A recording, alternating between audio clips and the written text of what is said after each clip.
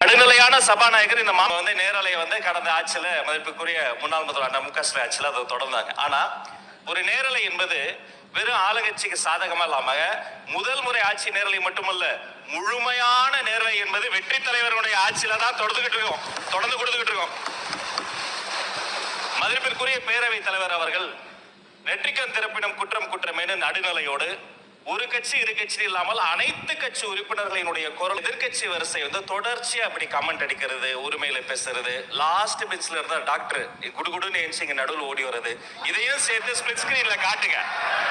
இரண்டாவது, மதிப்பிற்குரிய எதிர்கட்சி தலைவர் அவர்கள் பேசுகிற போது லைவ் பத்தி சொன்னார். உண்மைதான், அவங்க வந்து நேரலை வந்து கடந்த ஆட்சியில மதிப்புக்குரிய முன்னாள் முதல்வர் மு க ஸ்டாலின் ஆட்சியில அதை தொடர்ந்தாங்க. ஆனா ஒரு நேரலை என்பது வெறும் ஆளுங்கட்சிக்கு சாதகமா இல்லாம முதல் முறை ஆட்சி நேரலை மட்டுமல்ல, முழுமையான நேரலை என்பது வெற்றி தலைவருடைய ஆட்சியில தான் தொடர்ந்து